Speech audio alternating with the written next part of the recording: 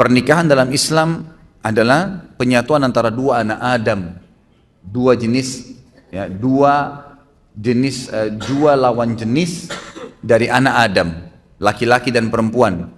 Dari definisi ini keluar tidak boleh nikah sesama jenis, nggak ada homoseksual, nggak ada lesbian. Adanya laki-laki dan perempuan, murni laki-laki full, perempuan full, semuanya. Yang tengah-tengah nggak diterima dalam Islam. Banci, lesbian, homoseksual nggak ada dalam Islam, ditolak semua, dosa besar, hukum, nggak boleh, penyakit. Nabi SAW menyuruh seorang banci yang pernah duduk di sekitar para sahabat, lalu Nabi SAW dengar, lalu Nabi mengusir, mengatakan keluarkan orang yang dari Madinah, dianggap penyakit, nggak boleh ada. Kemudian dari anak Adam, berarti tidak boleh seseorang muslim menikah kecuali kepada manusia, tidak boleh nikah sama jin, nggak boleh melampiaskan biologis dengan hewan, sama manusia. Dalam satu ikatan ritual agama yang menghalalkan hubungan biologis di antara mereka. Jadi ini ibadah, pernikahan adalah ibadah. Kalau anda yang hadir di sini sudah menikah dan belum niat ibadah waktu itu, hanya karena ajakan teman, hanya karena suruhan orang tua, hanya karena kebetulan suka, itu semua tidak ada dalam Islam, tidak ada. Pernikahan harus jelas dari awal niatnya karena ibadah, sehingga suka dukanya kita bisa laluin. Yang menghalalkan hubungan biologis di antara keduanya, memang tujuan pernikahan 50%, 70% hubungan biologis. Allah sudah bebankan, munafik orang mengatakan tidak butuh lihat lawan jenis, kita butuh lihat, butuh ngobrol, butuh pegang, butuh cium, butuh curhat, butuh berhubungan jima, hubungan biologis. Itu fitrah. Kalau ada orang tidak butuh ini, dia keluar, abnormal, bukan orang yang normal. Tidak ada di situ dia keluar dari batas normalnya. Tapi kalau dia normal, maka manusiawi sekali dia membutuhkan itu. Tapi Allah Subhanahu wa ta'ala mengajarkan kita caranya dengan akad nikah. Hanya 5 menit. Si wali mengatakan saya nikahkan kamu sama anak saya Fulan bin Fulan. Kemudian si laki-laki mengatakan saya terima, selesai. Sah pernikahannya, hubungan biologisnya juga sah. Lalu dikatakan akan menyatukan keluarga kedua pasangan. Jangan antum menikah, targetnya hanya pasangan kita. Kalau kita menikah, tanda kutip kita juga menikah, tanda kutip ya, kita juga menikah dengan keluarganya. Harus siap, ada ipar, ada mertua. Banyak orang ribut sama mertuanya, ribut sama iparnya, karena dia tidak siap. Dia cuma mau pasangan hidupnya saja, eksklusif. Iparnya datang gak dibukain pintu. Suaminya mau bakti sama ibunya, cemberut. Dosa dia. Gimana caranya? Hukum syar'i tidak bisa diubah. Ini bukan hukum rimba. Hukum Allah pencipta langit dan bumi. Laki-laki tetap wajib bakti sama orang tuanya sampai dia mati. Dianya mati. Kalau orang tuanya mati atau hidup, tetap wajib dia bakti. Tidak boleh istri menjadi penghalang suaminya untuk ketemu ibunya, bakti, ngantarin makanan, ziarah kuburnya kalau mati. Nggak boleh, haram. Dia harus dukung. Banyak istri bangkang dalam poin ini, sampai seorang anak berani bangkang dengan orang tuanya. Bahkan saya tahu ada kejadian di Jakarta, karena istrinya nggak suka, tadinya dia belikan rumah ibunya di sebelah rumahnya, dipindahin ibunya. Durhaka sama orang tua. Sampai ulama mengatakan kalau ada seorang anak laki-laki menikah, kemudian dia biarkan ibunya duduk di belakang, istrinya di depan, dia durhaka itu. Itu namanya, durhaka. Kecuali ibunya yang minta. Tidak boleh. Dan ini wanita harus paham nih. Nggak bisa. Kalau wanita seperti ini diceraikan, halal dalam agama Islam. Dia menjadi penyebab si anak putus dengan orang tuanya, halal diceraikan. Nggak boleh.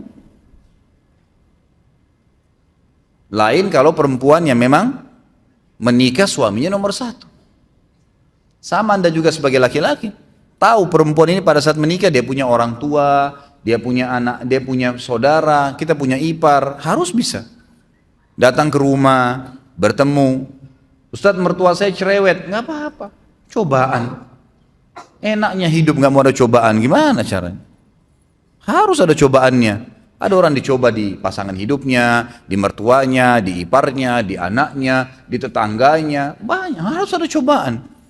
Kalau nggak ada cobaan, hidup kita datar terus, nggak ada seninya kehidupan ini. Tidak ada seninya, dan manusia nanti tidak akan keluar, potensi seseorang akan keluar kalau cobaan ada. Kita akan muncul ide-ide untuk mencari jalan keluar pada saat kapan? Cobaan ada. Bayangkan kalau hidup kita datar terus nggak ada cobaannya, nggak bakal keluar potensi kita. Allah subhanahu wa ta'ala datangkan cobaan itu untuk mengorek, mengeluarkan potensi yang ada. Emang begitu. Hadapin, pecahkan. Ya, kan? Pahala sabar didapatkan kapan? Pada saat cobaan datang. Kalau cobaan tidak ada, gimana bisa? Nggak mungkin. Ya, kan? Istri kita hidup 20 tahun di rumah tangganya sama orang tuanya dengan pola tertentu, cara makan, cara tidur, cara berpakaian. Kita pun hidup 30 tahun di ayah dan orang tua kita dengan cara makan, cara hidup dan seterusnya. Lalu kemudian disatukan, tiba-tiba mau bisa baik semuanya? Nggak bisa. Pasti ada penyesuaian. Asas yang penting dalam rumah tangga adalah yang benar memaafkan, yang salah meminta maaf. Selesai. Dan jangan nginapkan masalah. Jangan pernah nginapkan masalah. Clearkan pada saat itu. Salah minta maaf, saya perbaikin. Kembali kepada hukum Allah. Patokannya agama Allah. Benar salah itu di mata Allah SWT, bukan di mata individu. Banyak orang laki-laki lemah. Begitu istrinya marah sama dia, gara-gara dia pergi ke ibunya, langsung dia, ya sudah saya nggak usah ke ibu deh kalau begitu. Daripada saya ribut sama istri saya. Subhanallah. Dudukkan istri anda. Kamu tahu nggak hukum agama saya wajib bakti dengan ibu saya? Durhaka saya kalau nggak kesana. Kamu pun berdosa kalau kamu lakukan ini. Memang harus begitu. Jangan malah salah di sini, kendor. Harus jelas ya. Kalau perlu seorang istri sokong, kamu ke ibumu, ayo saya temenin. Kapan ke ibu, kapan ke ayah. Berikan sokongan. Kemudian dalam pernikahan juga ada tujuan teman-teman sekalian, harus ada tujuan. Tujuan pertama itu perluasan hubungan. Memang itu tujuannya. A'udzubillahi minasyaitonirrajim, ya ayuhan nas inna khalaqnakum min dzakarin wa untha wa ja'alnakum syu'uban wa qabaila lita'arafu inna akramakum indallahi atqakum. Hai manusia, kami ciptakan kalian bersuku-suku dari laki-laki dan perempuan, dan kami jadikan kalian bersuku-suku, berbangsa-bangsa. Itu variasi Allah kasih. Semua kan dari Adam dan Hawa ya. Kenapa ada orang Arab, ada orang Melayu, ada orang bule, ada orang Afrika, suku-sukunya banyak. Ya Allah sengaja buat variasi itu untuk kalian saling kenal, mengenal. Kata ulama tafsir, dengan pernikahan tahu tradisi makanan ini, pakaian ini, terusnya. Ada tujuan.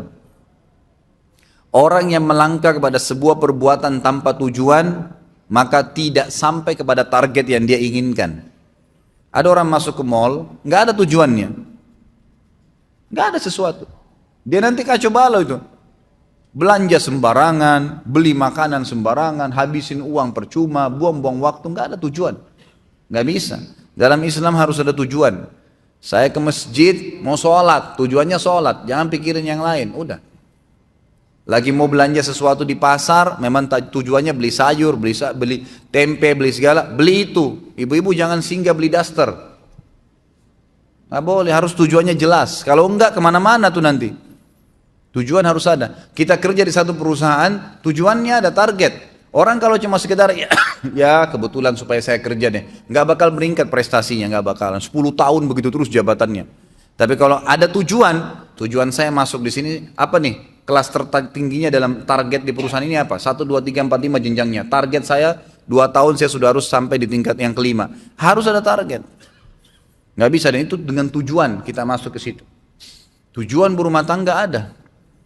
Perluasan hubungan. Kita akan kenal keluarga istri, keluarga suami. Jaringannya lebih luas. Yang kedua, tujuannya itu keturunan. Kalau ada laki-laki yang melamar akhwat di belakang sana bilang, saya mau nikah sama kamu tapi nggak mau punya anak ya, tolak langsung. Nggak ada ceritanya itu. Tujuan pernikahan dari mana kita bisa mendapatkan keturunan? Allah SWT jadikan hubungan biologis itu satu-satunya jalan untuk berlanjut generasi manusia. Yadzra'ukum fi, kata Allah. Dengan pernikahan itu Allah jadikan kalian berkembang biak di situ. Memang begitu, tujuannya ada. Yang ketiga, ketentraman. Nikah butuh ketentraman. Cari orang yang akan jadi pasangan kita yang buat ketentraman, dan itu hanya satu. Poinnya supaya bisa tentram, cari agamanya. imannya ada. Kita sudah tahu semua itu, maka agamanya didahulukan. Bagaimana agamanya dia? Kalau weekend, kalau liburan, kemana ya? Oh saya ke majelis taklim ini. Oh saya hadir di pengajian ustadz ini. Oh saya kalau weekend ke karaoke, saya ke pantai di Ancol duduk dengan sama teman-teman. Oh saya main gaple. Udah jelas. Tidak ada ketentraman, mustahil. Karena habis nikah dia akan buat sama itu. Dia akan buat sama. Perempuan yang nikah sama playboy asalnya sebelum nikah, jangan heran kalau dia selingkuh setelah nikah. Wajar itu. Laki-laki yang menikah dengan wanita yang tidak pakai jilbab, jangan heran kalau setelah menikah dia tidak pakai jilbab, atau dia tidak sholat, atau memang dia pernah bohong, ya dia akan bohong. Itu tradisi dia.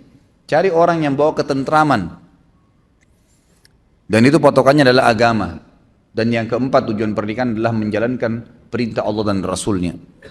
Di ibadah, diniatkan untuk itu. Kata Nabi SAW, an-nikahu sunnati, wa man raghiba an sunnati falaysa minni. Siapa yang menikah itu adalah bagian dari sunnahku, siapa yang menolaknya maka bukan siapa yang menolak sunnahku maka bukan dari golonganku. Jadi ada tujuan-tujuan. Di antara substansial tujuan pernikahan yang kelima adalah memenuhi hubungan biologis, kebutuhan biologis. Itu tujuan memang. Tujuan kita menikah memang untuk melampiaskan biologis. Untuk ngobrol, tatap-tatapan, ciuman, pegang, hubungan biologis, bahkan digantungkan pahala besar. Boleh nggak pacaran Ustadz? Boleh, setelah akad nikah. Sebelum akad nikah nggak ada pacaran dalam Islam. Bagaimana caranya saya kenal dia? Banyak orang sekarang begitu. Harus periksa tai lalatnya perempuan itu di tangannya ada nggak? Lihat rambutnya seperti apa, dan beragam macam alasan. 3 rahasia penting dalam agama untuk mengenal konsep ta'aruf dalam Islam. Kenali fisiknya, kenali keluarganya, kenali lingkungannya. Titik, selesai. Fisik sesuatu apa yang kita menarik nih? Kata Nabi SAW, lihat dari lawan jenis yang kau mau nikahi, sesuatu yang menarik buat kamu. Apa saja? Alisnya, warna kulitnya, sesuatu di wajah dan telapak tangan yang jadikan patokan. Sudah selesai? Oh iya, ini mungkin masuk di kriteria saya. Baik, cukup. Kemudian masuk yang kedua ke keluarganya. Secara umum, keluarga ayahnya akan mewariskan fisik kepada anak cucu kita nanti. Keluarga ibunya akan menurunkan karakter dan sifat. Saya sudah pernah jelaskan yang sahabat kulitnya putih, istrinya putih, anaknya hitam, seperti anak Afrika. Suaminya langsung bilang, pasti kau selingkuh.